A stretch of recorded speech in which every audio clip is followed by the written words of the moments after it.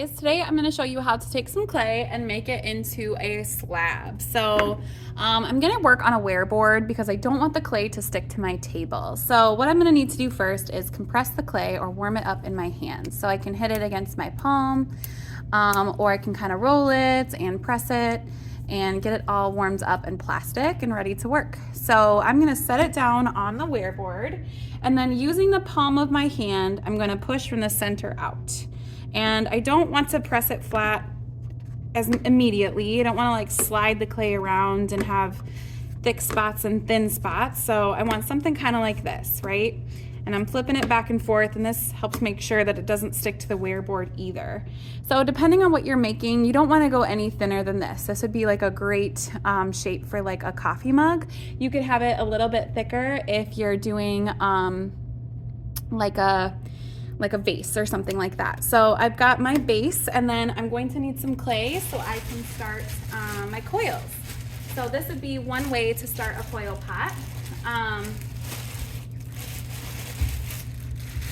So I've got some more clay here, and again, I'm gonna compress that clay and warm it up and make it ready to work with. So if I didn't like the shape of this, I can cut that clay into the shape that I'd like.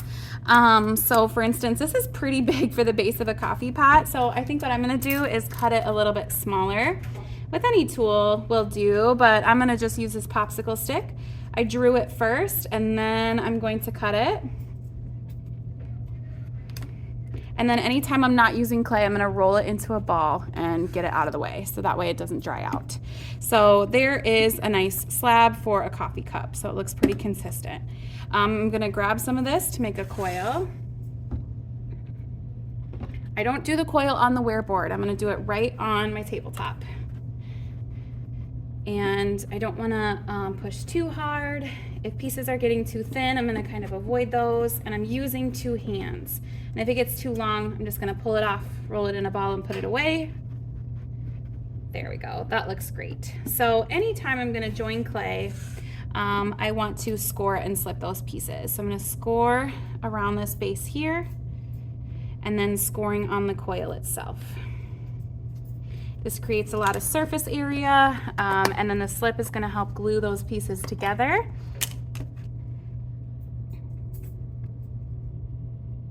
Slip is really watered down clay. It's like the glue of the clay world. All right, so I'm gonna go ahead and start putting it directly on top of my slab.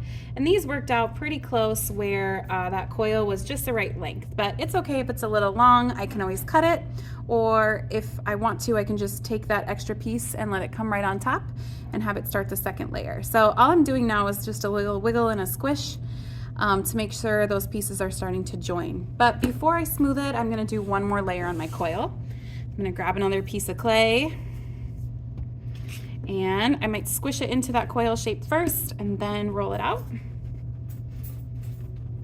And you can see my hands go side to side as well as back and forth.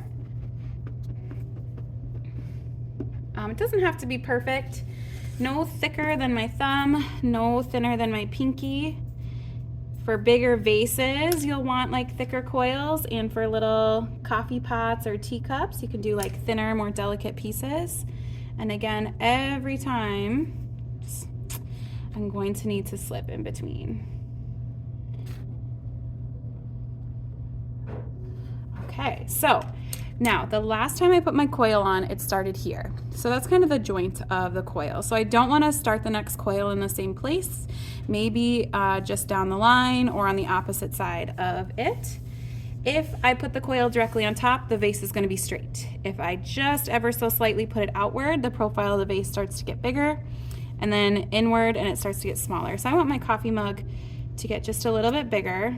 And then here's what I was talking about. If it's too long, I don't want to waste it. So I'm just gonna go like that and join it, making sure to slip and score. Make sure if you do that though, you kind of squish out any little pockets of air. So now that I have at least two layers, I can start to join the coil together. So I'm gonna take a look on the inside, and using the pad of my thumb, I'm gonna pull the clay down to join those pieces.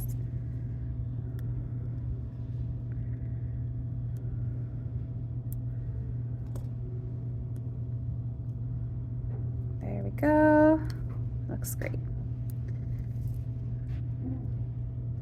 All right, so that looks really great for the day. And I like to wait until I have more of my pot built before I smooth out those edges, because I don't want to start pinching it and getting this really thin. So I'm gonna let that be, and I'm ready to pack it up for the day. So I need to find myself a grocery bag. And I'll just wrap it in the grocery bag, making sure there's no holes in there. Get it into the corner of the bag, pull the bag tight, let out any air.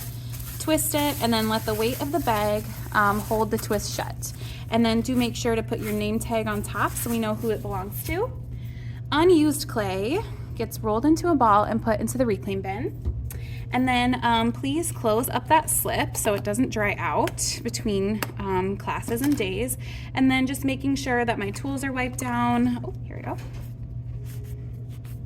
And we really want to avoid dust. And to avoid dust, we have to avoid kind of chunks of dry clay being left out. So I'm going to wipe down my wear board, and I'm going to wipe up my table spot. And if there's a ton of clay getting wiped up, then you would want to either get it in that dry clay bin or into the trash, but don't put a ton of clay into these buckets because we just dump this water down the drain. But if it's just a few crumbs, those can go into the trash or just into there. So everything looks good. I can wipe any big chunks off my fingers right now as well. So that way when I go to wash my hands, there's not chunks of clay ending up in the bottom of the sink. Thanks.